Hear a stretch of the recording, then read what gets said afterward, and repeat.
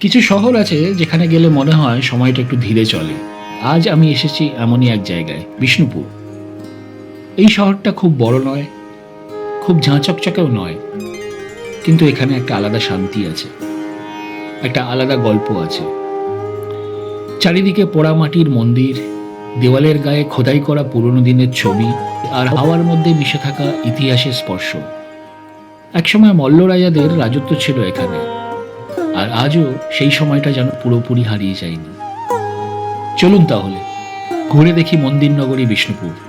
আমি দীপ, আর আপনারা দেখছেন আমার channel Meals and Miles with দীপ।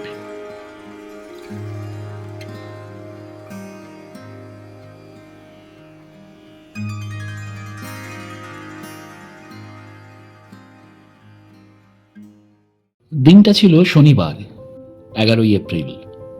সময় তখন ভোর 4:54। আমার গন্তব্য সাঁতরাগাছি স্টেশন। একটু একটু করে আকাশ লাল হচ্ছে।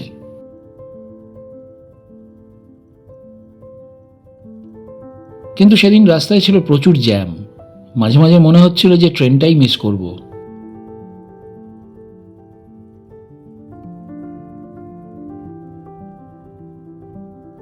যাই হোক, অবশেষে পৌঁছলাম স্টেশনে।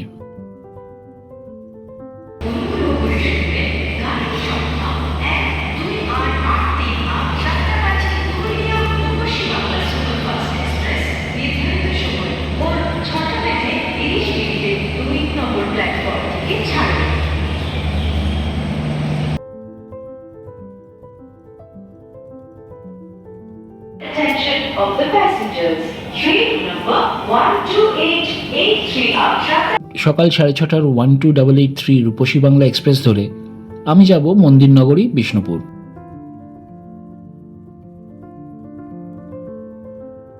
খড়গপুর, মেদিনীপুর, শালবনী, চন্দ্রকোনা রোড, গড়বেতা হয়ে এই ট্রেন 203 কিলোমিটার পাড়ি দিয়ে বিষ্ণুপুর পৌঁছবে সকাল 9:30টায়। ট্রেন ছাড়া বাস কিংবা নিজেদের গাড়িতেও পৌঁছে যেতে পারেন।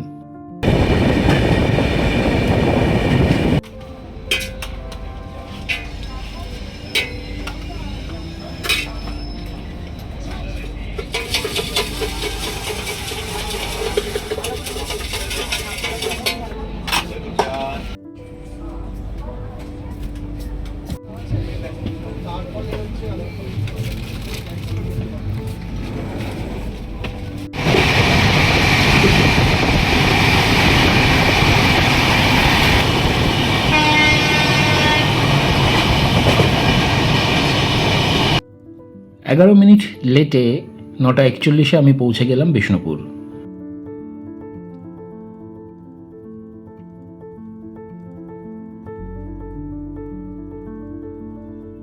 স্টেশন থেকে বেরিয়ে এই ডান দিকের রাস্তায় আপনারা অটো টোটো পেয়ে যাবেন। আমার হোটেলের চেক ইন টাইম যেহেতু 12টা ছিল, তাই ভাবলাম হাতে যখন সময় আছে তখন কিছু জায়গা ঘুরে নিই। তো একটা অটো বুক করে সেভাবে কথা বলে চললাম বিষ্ণুপুর দর্শনে। এটা কি বাস স্ট্যান্ড? এটা বাস স্ট্যান্ড।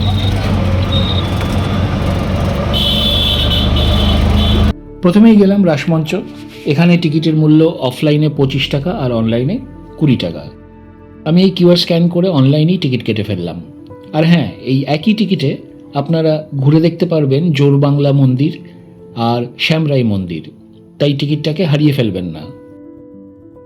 সময়টা আনুমানিক 1600 খ্রিস্টাব্দ।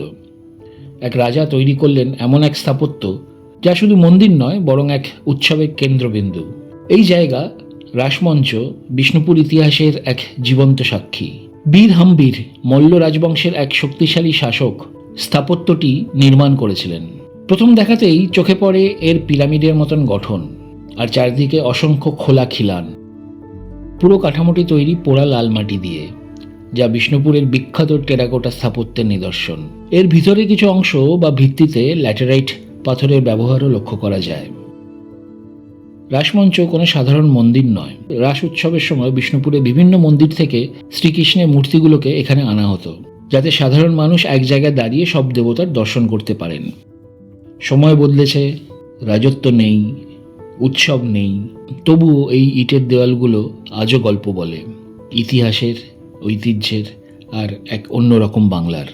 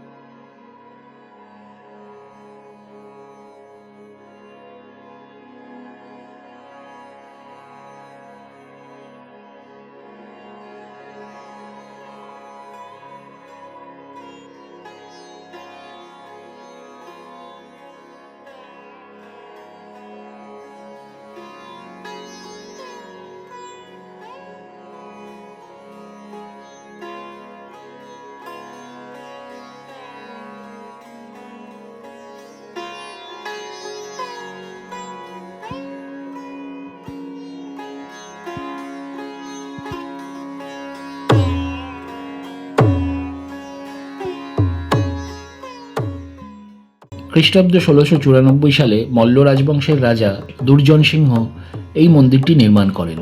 মদনমোহন মন্দিরটি একরত্ন স্থাপত্য শৈলীতে নির্মিত, অর্থাৎ এর উপরে রয়েছে একটি মাত্র চূড়া।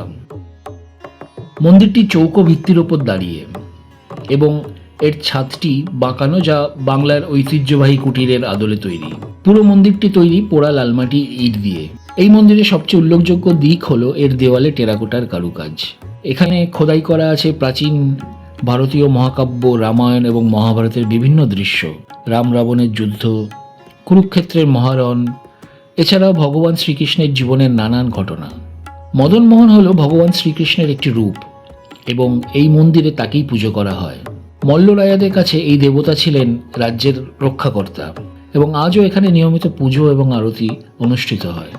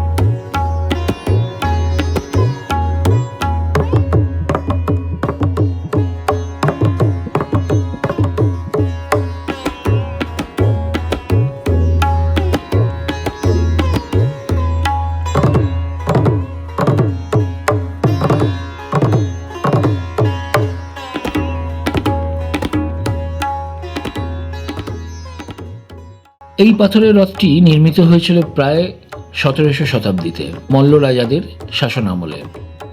ইতিহাস অনুযায়ী স্থাপনাটি তৈরি করেন মল্ল রাজবংশের অন্যতম শাসক রঘুনাথ সিংহদেব। এই পাথরের রথটি তৈরি হয়েছে ল্যাটেরাইট পাথর দিয়ে।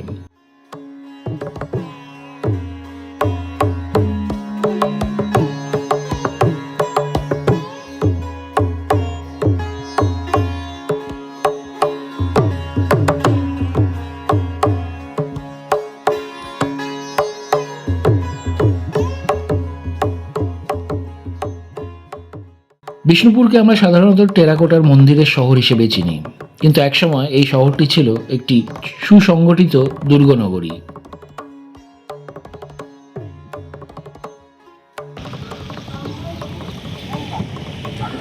স্মল গেটওয়ে, ক্ষুদ্র তোরণ, ছোট দরজা। মল্ল রাজাদের শাসনকালে পুরো শহরটিকে ঘিরে তৈরি করা হয়েছিল প্রতিরক্ষামূলক প্রাচীর এবং তার বাইরেই ছিল বিস্তৃত জলভরা পরিখা, যাকে বলা হয় ইংলিশে মোট।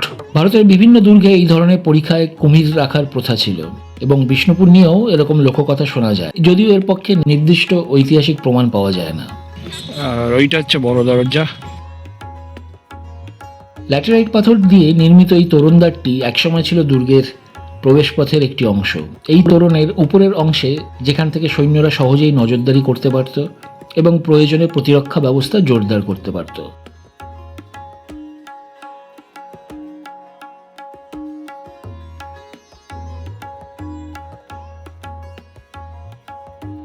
শোনা যায় এই জায়গাগুলো থেকে সৈন্যরা শত্রুপক্ষকে আক্রমণ করত।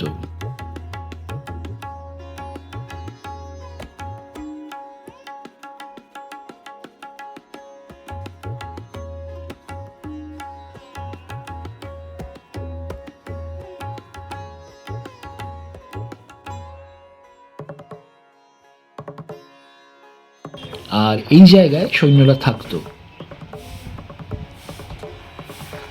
পরবর্তীকালে মল্ল রাজা বীর সিংহ এই তোরণটি সংস্কার করেন বলে জানা যায়।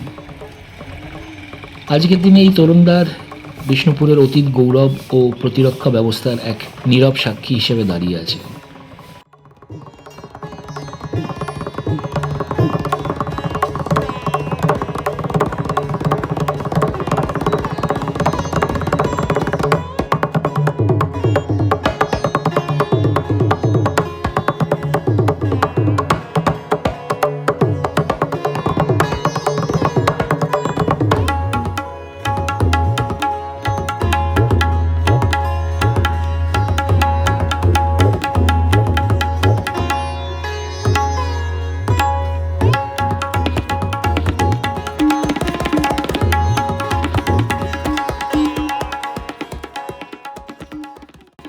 খ্রিস্টাব্দ 1658 সালে মল্ল রাজবংশের রাজা বীর সিংহ এই মন্দিরটি নির্মাণ করেন।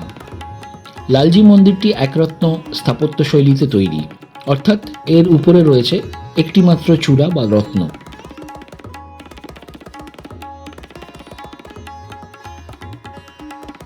মন্দিরটি চৌকো ভিত্তির ওপর দাঁড়িয়ে। উপাদানের দিক থেকে এই মন্দিরটি মূলত পোড়া ইট দিয়ে নির্মিত এবং এর বাইরের অংশে টেরাকোটার অলঙ্করণ দেখা যায়।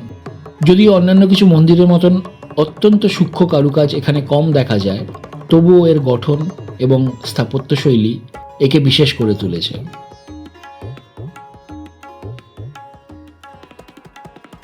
মন্দিরের প্রাঙ্গণে প্রবেশ করলে আপনি দেখতে পাবেন একটি তুলসী মঞ্চ, যা বৈষ্ণব ধর্মে অত্যন্ত পবিত্র বলে বিবেচিত। এছাড়াও মন্দিরের প্রাঙ্গণে রয়েছে একটি ভোগকক্ষ, যেখানে দেবতার জন্য প্রস্তুত করা হয় নৈবেদ্য বা ভোগ।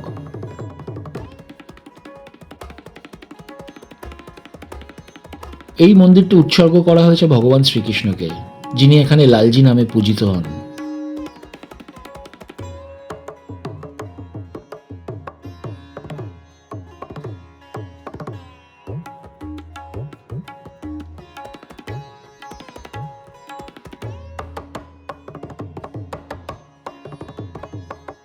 পথে পড়ল রাজবাড়ি। এই রাজবাড়ি ছিল মল্ল রাজাদের আবাসস্থল। যদিও আজ এই রাজবাড়ি পুরোটাই প্রায় ধ্বংসপ্রাপ্ত, তবুও এর ভগ্নাবশেষ এখনও সেই প্রাচীন ঐশ্বর্য এবং গৌরবের কথা মনে করিয়ে দেয়। রাজবাড়ির ভিতরে অবশ্য প্রবেশ নিষিদ্ধ।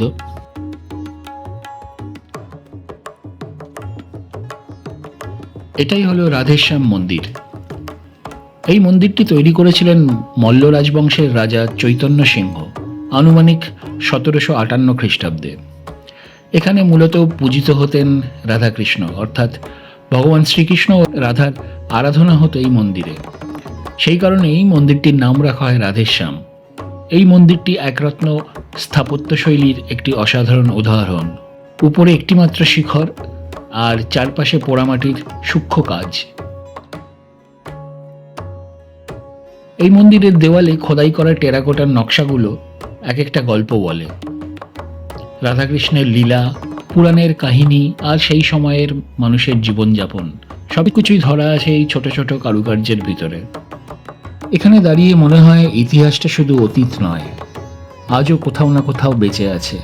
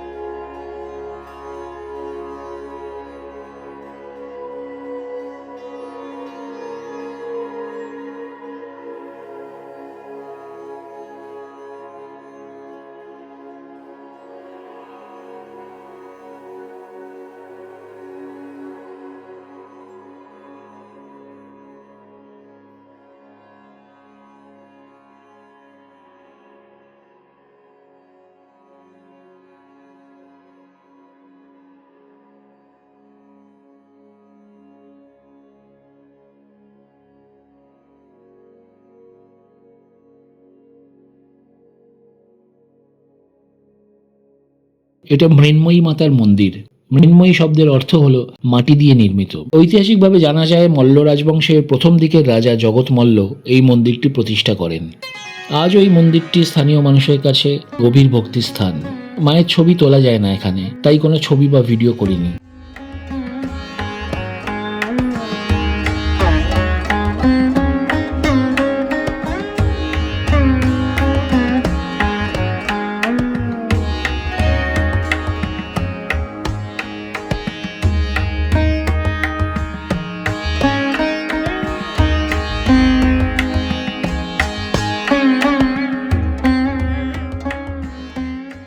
বিষ্ণুপুরের টেরাকোটা স্থাপত্যের অন্যতম সেরা নিদর্শন হল জোড়বাংলা মন্দির। খ্রিস্টাব্দ 1655 সালে মল্ল রাজবংশের রাজা রঘুনাথ সিংহ এই মন্দিরটি নির্মাণ করেন। এই মন্দিরটি জোড়বাংলা মন্দির নামে বেশি পরিচিত হলেও এর আসল নাম হল কেষ্টরায় মন্দির। জোড়বাংলা নামটির মধ্যেই লুকিয়ে আছে এর গঠনের রহস্য।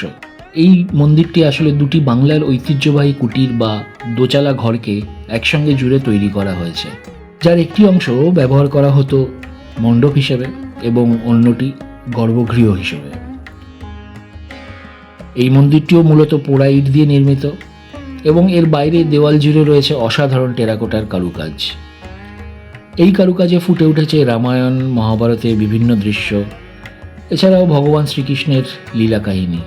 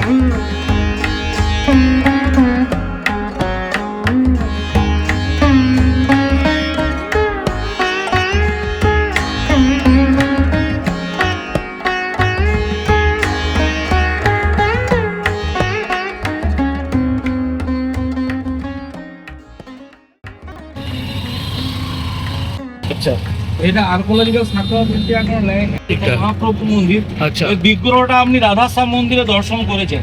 ও, এটারই বিগ্রহটা ওখানে বসানো আছে।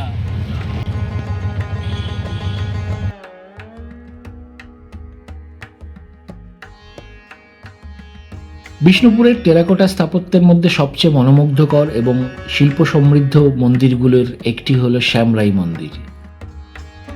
খ্রিস্টাব্দ 1643 সালে মল্ল রাজবংশের রাজা রঘুনাথ সিংহ এই মন্দিরটি নির্মাণ করেন। এই মন্দিরটি পঞ্চরত্ন স্থাপত্য শৈলীতে তৈরি, অর্থাৎ এর উপরে রয়েছে 5টি চূড়া, একটি মাঝখানে এবং 4টি চার কোণে। মন্দিরটি মূলত পোড়া ইট দিয়ে নির্মিত এবং এর বাইরের দেওয়াল জুড়ে রয়েছে অসাধারণ টেরাকোটার কারুকাজ। এখানেও কারুকাজে ফুটে উঠেছে রামায়ণ মহাভারতের নানা দৃশ্য, ভগবান শ্রীকৃষ্ণের লীলা কাহিনী। বিশেষ করে রাসলীলার দৃশ্যগুলো এখানে অত্যন্ত সুন্দরভাবে চিত্রিত হয়েছে, যা এই মন্দিরের অন্যতম আকর্ষণ।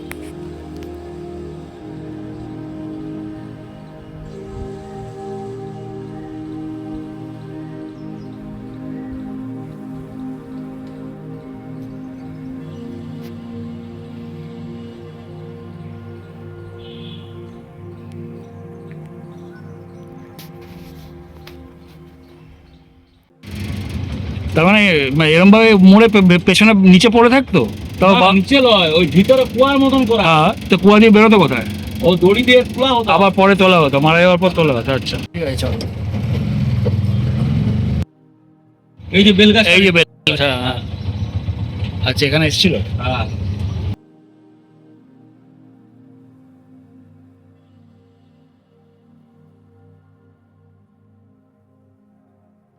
বিষ্ণুপুরের ইতিহাসের পাতায় লালবাঁধ শুধু একটি জলাধার নয়, এটি একটি রহস্যময় স্মৃতির ধারক। এই অঞ্চলের লাল ল্যাটেরাইট মাটির জন্যই এর নাম হয় লালবাঁধ। কিন্তু স্থানীয় জনশ্রুতি অনুযায়ী লালবাই নামে এক দরবারের নর্তকী এবং তার ছোট সন্তানকে রাজনৈতিক বা অভ্যন্তরীণ দ্বন্দ্বের কারণে এই জলে ডুবিয়ে হত্যা করা হয়েছিল। কেন এই নির্মম পরিণতি, তার সঠিক উত্তর ইতিহাস দেয় না। তবে এই গল্প আজও মানুষের মুখে মুখে বেঁচে আছে।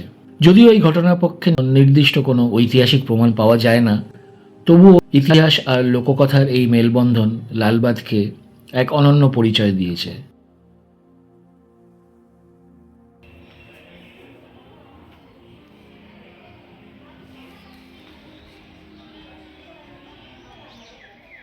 এই প্রচণ্ড গরমে সকাল থেকে ঘুরে অবস্থা টাইট, প্রচুর খিদে পেয়েছে, তাই হোটেলে চেক ইন করে ফ্রেশ হয়েই খেতে ছুটলাম।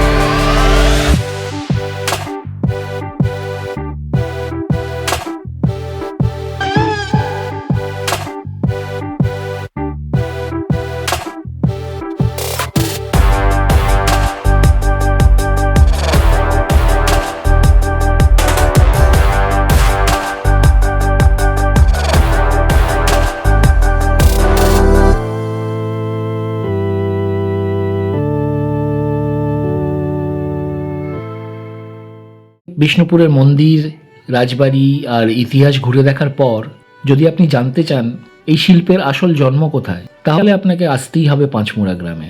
বাঁকুড়া জেলার এই ছোট্ট গ্রামটি শুধু একটি গ্রাম নয়, এটি বাংলার টেরাকোটা শিল্পের প্রাণকেন্দ্র।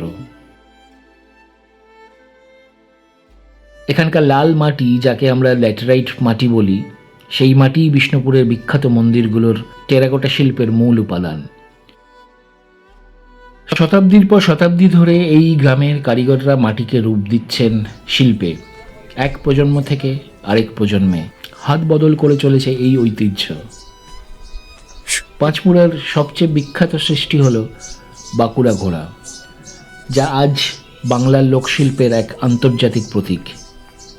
এই ঘোড়ার বিশেষ গঠন, লম্বা গলা, খাড়া কান এবং অলঙ্করণবিহীন অথচ শক্তিশালী রূপ একে অন্য সব শিল্প থেকে আলাদা করে তোলে। তবে আধুনিকতার চাপে এই ঐতিহ্যবাহী শিল্প আজ কিছুটা চ্যালেঞ্জের মুখে। তবুও পাঁচমুড়ার শিল্পীরা এখনও তাদের ঐতিহ্য আঁকড়ে ধরে এই শিল্পটিকে বাঁচিয়ে রেখেছেন।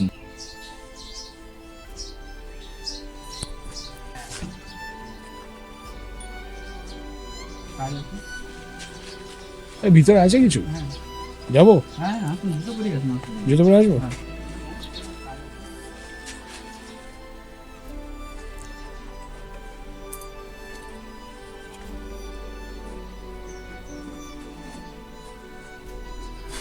ছোট ঘোড়াগুলো নেই? ছোট ঘোড়া এটাই এরকম আর একটু বড়? এর থেকে বড় নেই। এখন বড় নেই। এই দাম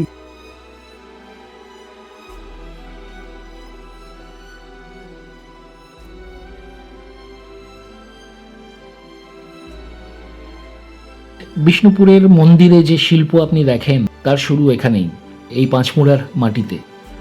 আর তাই বিষ্ণুপুর ভ্রমণ শেষ হয় না যতক্ষণ না আপনি অনুভব করবেন এই মাটির উষ্ণতা।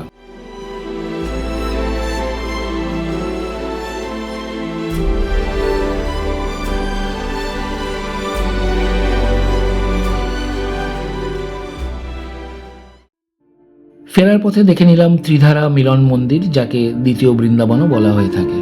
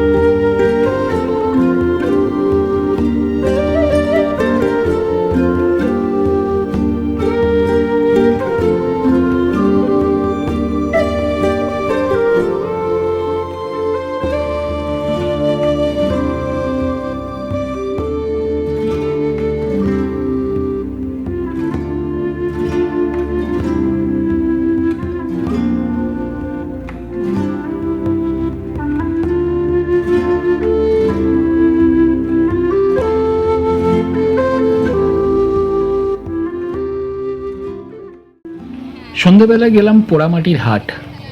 অনেকটা শান্তিনিকেতনের সোনাঝুরির আদলে তৈরি করা এই হাট। টেরাকোটা, ডোকরা, জামা কাপড়, ছোটোখাটো হাতের কাজের জিনিসপত্র অনেক কিছু এখানে বিক্রি হয়। শনিবার এবং রবিবার এই হাট বসে।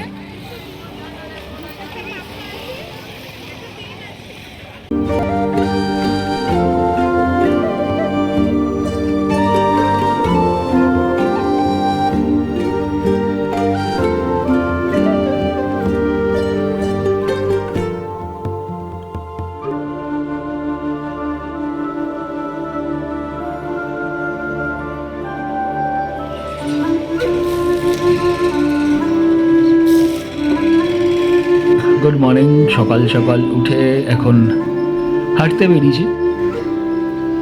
সামনেই আমার হোটেলের সামনেই ছিন্নমস্তা মন্দির আর দলমাদল কামান আছে, তো সেই দুটোই দেখে নেব।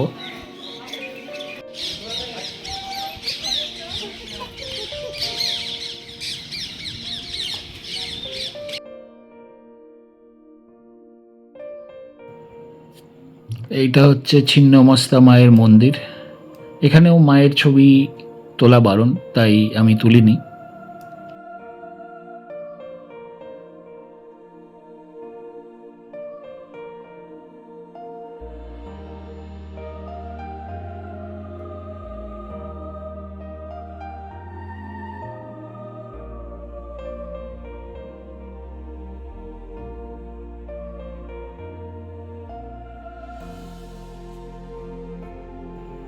আর এইটা হলো দলমাদল কামান, সম্ভবত মল্ল রাজাদের তৈরি সর্ববৃহৎ কামান। প্রায় 4.25 মিটার দীর্ঘ এই কামানের ডায়ামিটার 30 সেন্টিমিটার। 63টি লোহার আংটা ঢালাই করে একে অপরের সঙ্গে জুড়ে এই কামানটা নির্মাণ করা হয়েছিল।